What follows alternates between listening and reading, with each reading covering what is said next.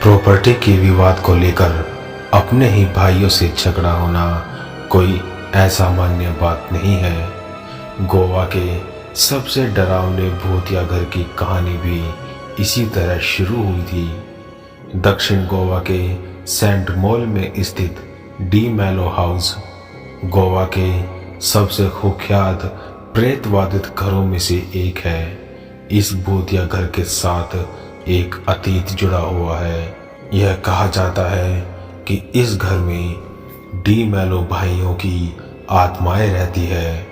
विस्तार में कहे तो वे प्रॉपर्टी के अधिकार को लेकर हमेशा एक दूसरे से लड़ते रहते थे और इसी तरह एक रात लड़ाई का स्तर इतना बढ़ गया कि एक भाई ने दूसरे भाई की हत्या कर दी। कुछ दिनों बाद दूसरे भाई की भी मृत्यु हो गई। उसके बाद यहाँ के लोगों को और आसपास से गुजरने वालों को यहाँ अजीब अजीब सी आवाज़ें सुनाई देने लगी। घर से चीखने चिल्लाने की आवाज़ें आती थी और कई अन्य असाधारण घटनाएं होती। कुछ चीज़ों का फेंकना, खिड़कियाँ तोड़ना नियमित रूप से होता है। इसीलिए इस घर के पास कोई भी नहीं चाहता या कोई भी घर खरीदने को तैयार नहीं है। परिवार के लोग भी इस प्रॉपर्टी के बंटवारे को लेकर किसी नतीजे पर नहीं पहुंच सके। डी मैलो हाउस इस नाम से मशहूर यह जगह सेंट मॉल राया में है और यह गोवा की सबसे डरावनी जगहों में से एक है। नतीजन यह एक बड़ी कहानी है कि कोई भी घर की देखरेख को करने को तैयार नहीं है, जिसके कारण घर की हालत दिन ब दिन खराब होती जा रही है। क्योंकि घर की सभी छतें लकड़ी की है। लकड़ी की छत गिरने से पूरे घर में अवशेष गिरे हुए हैं। इस घर के एक कमरे को सीमेंट से सील कर दिया गया है, जिसका एक महत्वपूर्ण अर्थ हो सकता है जो आज तक अज्ञात है। इस कमरे में दोनों भाइयों की 2 अलमारियां हैं। पहले भाई की मृत्यु के बाद कई कहानियां सामने आई, जिनमें लोग कहते रहे कि दूसरा भाई बहुत बदल गया है। वह लोगों से मिलता रहता है और घर से बाहर आता जाता है, क्योंकि वो ऐसा पहले कभी नहीं करता था।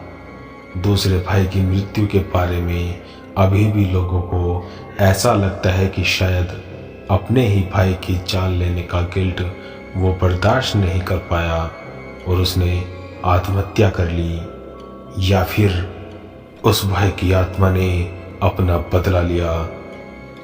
क्योंकि गांव के लोगों के पास बताने के लिए अलग अलग कहानियां हैं। उदाहरण के लिए कुछ लोग चर्चा करने को भी तैयार नहीं है। इन दोनों भाइयों की मौत के बाद रिश्तेदारों ने संपत्ति पर कब्जा करने की कोशिश की। हालांकि एक दुखद कार दुर्घटना में पूरे परिवार की मृत्यु हो गई। परिवार के अन्य सदस्यों को इस पर कब्जा करने में कोई दिलचस्पी नहीं है, क्योंकि उनका कहना है कि प्रॉपर्टी शापित है। इस बीच चीख पुकार, तेज चीजों का गिरना, शरीर पर रोंगटे खड़ा होना और उस जगह के आसपास का माहौल, दरअसल इसने लोगों को यह समझा दिया है कि आत्माएं होती है।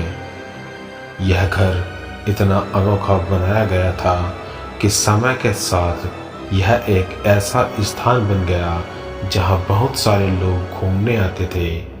गांवों की कहानियां कुछ लोगों को डराती है, लेकिन साथ ही यह भी जताती है कि यह एक भूतिया जगह है।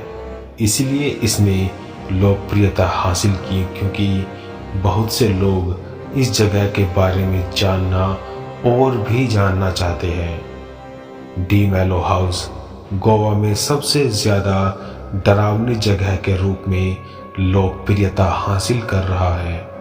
गांवों के लोगों ने आत्माओं की उपस्थिति को महसूस किया है और वहां आने जाने वाले पर्यटकों ने भी। सबसे बड़ी बात यह है, संपत्ति अपने तरह की कला के साथ विशाल है। बुनियादी ढांचा गिर रहा है और कमजोर हो रहा है।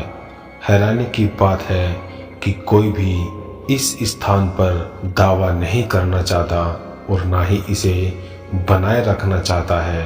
महत्वपूर्ण बात है कि यह ज्ञात नहीं है कि यह तथ्य है या मिथक कि दोनों भाई प्रॉपर्टी का दावा करने वाले किसी भी व्यक्ति की मृत्यु का कारण बन रहे हैं। दूसरे भाई और बाद में प्रॉपर्टी पर कब्जा करने वाले परिवार के सदस्यों की दुखद मौत की जानकारी के बाद पूरा परिवार डरा हुआ था।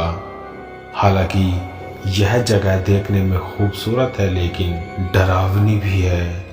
अगर आप गोवा आए तो यहाँ अवश्य जाएं। कुछ ने इसकी उपस्थिति महसूस की है और कुछ ने महसूस किया है कि यह नकली है और इसमें कुछ भी डरावना नहीं है। डी मेलो हाउस गोवा के सेंट मॉल में एक प्रेतवादित घर है। ऐसा कहा जाता है कि यहाँ दो भाइयों की आत्माएं सताती है जिनके बीच पुश्तैनी प्रॉपर्टी को लेकर विवाद था। एक भाई ने दूसरे भाई की हत्या कर दी और फिर खुद भी आत्महत्या कर ली। घर अब खंडर हो चुका है और कोई भी इसके पास जाने की हिम्मत नहीं करता। कहा जाता है कि डी मेलो हाउस घूमने वाले कोई भी पर्यटक जा सकता है, लेकिन डर की वजह से यहाँ कोई भी नहीं जाता। कई लोगों का मानना है कि सूरज ढलते ही इस घर से चीखने और हंसने की आवाजें आने लगती है। आज की हमारी ये वीडियो यहीं तक। मिलते हैं नेक्स्ट वीडियो में। तब तक के लिए बाय एंड टेक केयर।